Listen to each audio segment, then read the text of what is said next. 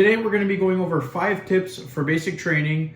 I have been through basic training myself, so this is first-hand experience learning from my mistakes. These 5 tips are going to help you have a much easier time at basic training and give you an upper hand. How's it going, everybody? My name is Sean Millette. Welcome to the channel.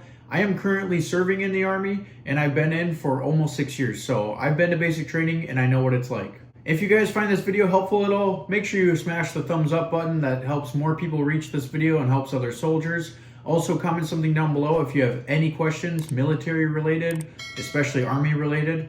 And also, please subscribe to the channel for more military videos. I'm going to start the video off with the best tip that I can give you for number 1.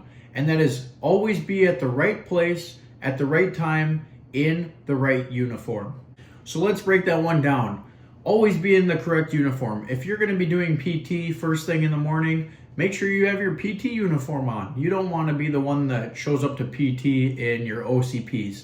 Vice versa, if you've already done PT for the day, change into your OCPs. If you have graduation, wear your graduation uniform. Like it's pretty simple, but you should always be thinking, because there are times throughout where you're going to be wearing different stuff. Even some of the gear that you're going to be bringing with you, that's also part of your uniform, what you need to have with you.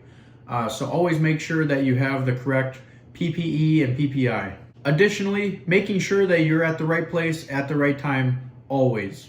What I mean by that is, if you know you need to be somewhere later in the day, think ahead of how you're going to get there. And another good saying is that in the military, if you are on time, you are late.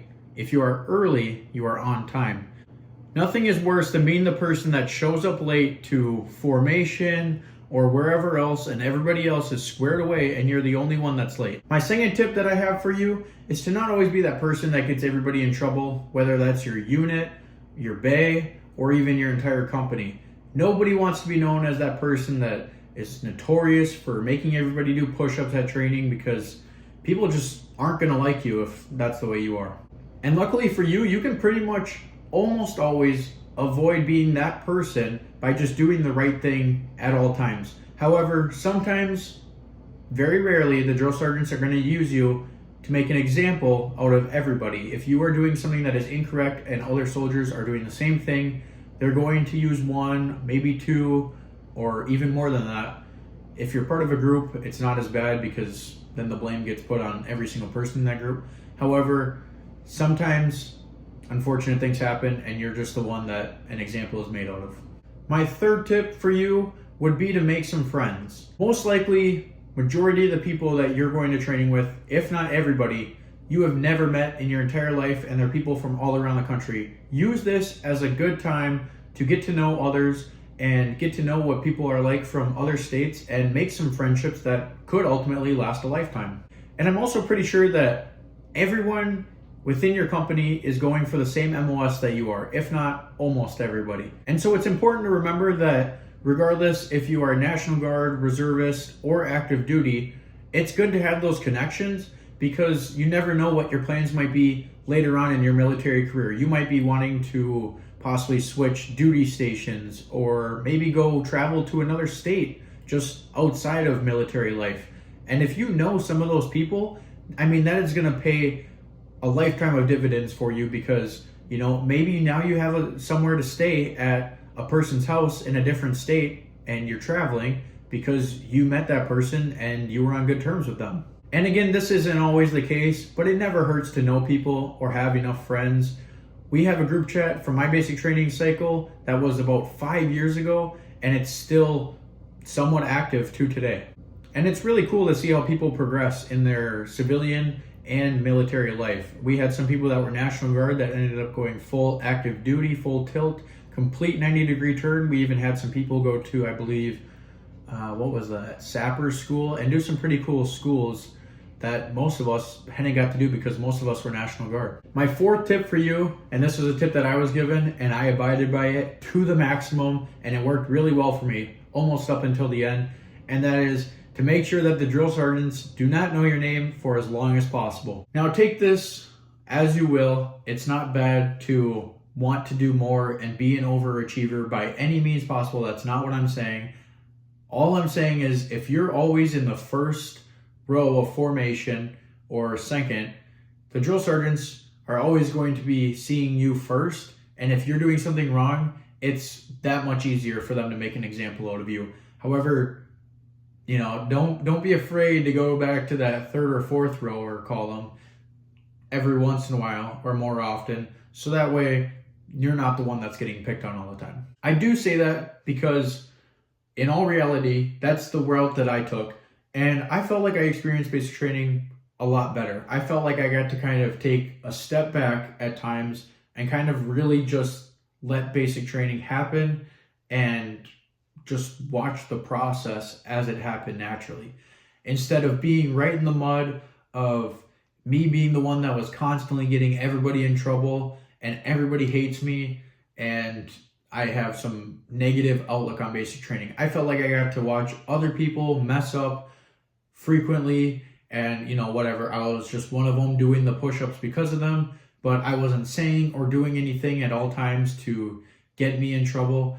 And I don't know, I felt like just watching it kind of like the whole process take place, I honestly felt like it was a much better experience that way. And while there's definitely still a handful of more tips that I could give you, number 5, and I think this one needs to be put in here, is don't fraternize. This is a term that I wasn't familiar with prior to being in the military, and that basically means don't get too close with anybody, regardless if they're the same gender or the opposite gender.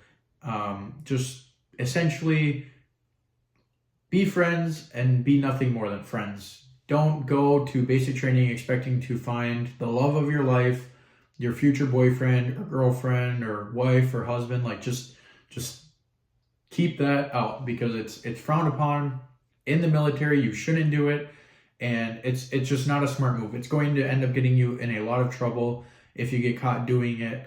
And I mean, that can literally be anything, like such as like holding a hand, or so you really have to just like literally keep your hands to yourself throughout all of training and your entire military career, so that way you just never have to worry about anybody making any sort of accusation.